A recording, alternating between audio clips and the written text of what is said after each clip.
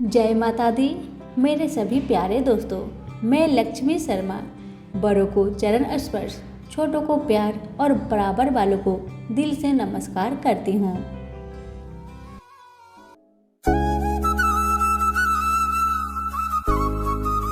आज की कथा में आप सभी सुनेंगे सतटीला एकादशी की व्रत का महत्व और सुनेंगे कथा व्रत का महत्व। एक समय दाल भव्य ऋषि ने पुलस्त्य ऋषि से पूछा कि हे महाराज, पृथ्वी लोक में मनुष्य ब्रह्म हत्या इत्यादि महान पाप करते हैं। पराये धन की चोरी तथा दूसरे की उन्नति देखकर ईर्ष्या करते हैं। साथ ही अनेक प्रकार के व्यसनों में फंसे रहते हैं, फिर भी उनको नरक प्राप्त नहीं होता। इसका क्या कारण है? वे न जाने कौन कौन सा दान पुण्य करते हैं जिससे उनके पाप नष्ट हो जाते हैं। यह सब कृपा पूर्वक आप कहिए। पुलस्त्य मुनि कहने लगे कि हे महाभाग, आपने मुझसे अत्यंत गंभीर प्रश्न पूछा है। इससे संसार के जीवों का अत्यंत भला होगा। इस भेद को ब्रह्मा, विष्णु, रुद्र तथा इंद्र आदि भी नहीं जानते, परंतु मैं आपको यह गुप्त तत्व अवश्य बताऊंगा। उन्होंने कहा कि माघ मास लगते ही मनुष्य को स्नान आदि करके शुद्ध रहना चाहिए। इंद्रियों को बस में कर काम, क्रोध, लोभ, मोह, अहंकार, ईर्ष्या तथा द्वेष आदि का त्याग कर भगवान का स्मरण करना चाहिए। पुष्य नक्षत्र में गोबर, कपास, तिल मिलाकर उनके कंडे बनाना चाहिए। उन कंडों से 108 बार हवन करना चाहिए। उस दिन मूल नक्षत्र हो और एकादशी तिथि हो तो अच्छे पुण्य देने वाले नियमों को ग्रहण करें। स्नान आदि नित्य क्रिया से निवृत्त होकर सब देवताओं के देव श्री भगवान का पूजन करें और एकादशी व्रत धारण करें। रात्रि को जागरण करना चाहिए। उसके दूसरे दिन धूप दीप नैवेद्य आदि से भगवान का पूजन करके खिचड़ी का भोग लगाए। तत्पश्चात पेठा, नारियल, सीताफल या सुपारी का अर्घ्य देकर स्तुति करनी चाहिए। हे भगवान, आप दीनों को शरण देने वाले हैं। इस संसार सागर में फंसे हुए सभी का उद्धार करने वाले हैं। हे पुंडरीकाक्ष, हे विश्व भावन, हे सुब्रहाय, हे पूर्वज, हे जगतपते, आप लक्ष्मी जी सहित इस तुच्छ अर्घ्य को ग्रहण करें। इसके पश्चात जल से भरा कुंभ ब्राह्मण को दान करें तथा ब्राह्मण को श्यामा गौ और तिल पात्र देना भी उत्तम है। तिल स्नान और भोजन दोनों ही श्रेष्ठ है। इस प्रकार जो मनुष्य जितने तिलों का दान करता है उतने ही 1000 वर्ष स्वर्ग में वास करता है। तिल स्नान, तिल का उपटन, तिल का हवन, तिल का तर्पण, तिल का भोजन और तिलों का दान, ये तिल के 6 प्रकार है। इनके प्रयोग के कारण यह सतटीला एकादशी कहलाती है। इस व्रत के करने से अनेक प्रकार के पाप नष्ट हो जाते हैं।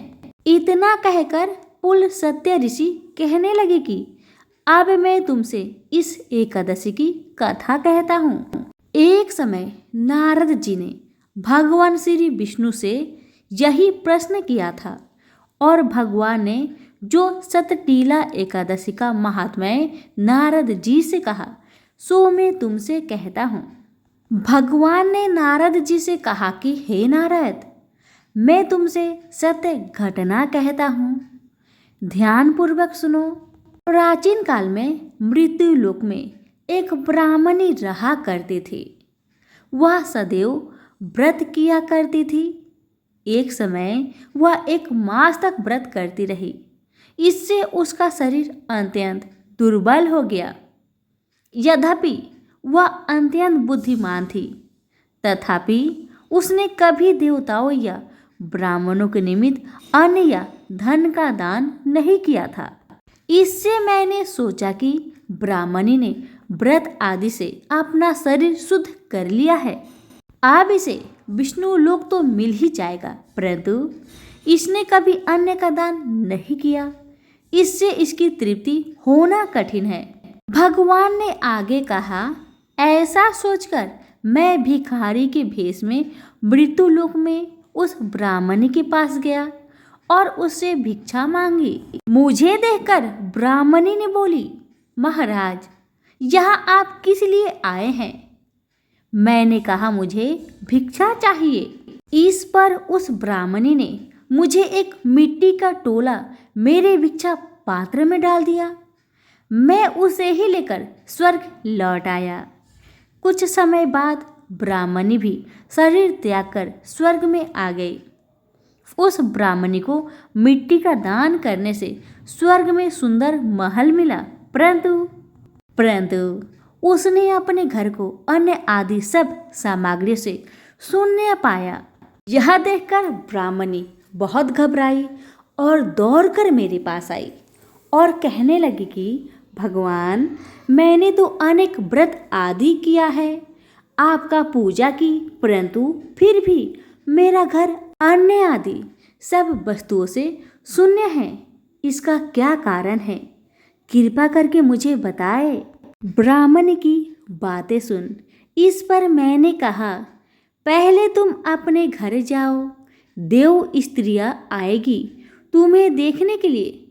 पहले उनसे सतटीला एकादशी का पुण्य और विधि सुन लो, तब द्वार खोलना। मेरे ऐसे वचन सुनकर वह अपने घर गई। जब देव स्त्रियां आई और द्वार खोलने को कहा तो ब्राह्मणी बोली, आप मुझे देखने आई हो तो सतटीला एकादशी का महात्म्य मुझसे कहो। उनमें से एक देव स्त्री कहने लगी कि मैं कहती हूँ।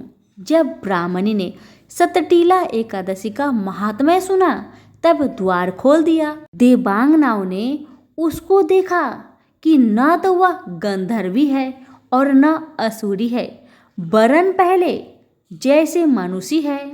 उस ब्राह्मणी ने उनके कथा अनुसार सतटीला एकादशी का व्रत किया। इसके प्रभाव से वह सुंदर और रूपवती हो गई तथा उसका घर अन्य आदि समस्त सामग्रियों से भर गया।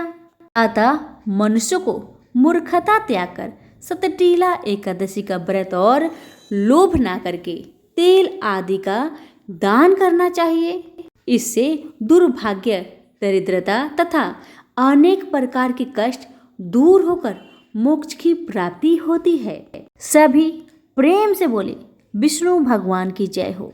हमारी आज की वीडियो यहीं पर समाप्त हुई। अगर आपको पसंद आए तो लाइक शेयर जरूर करें। आप सभी का बहुत बहुत धन्यवाद।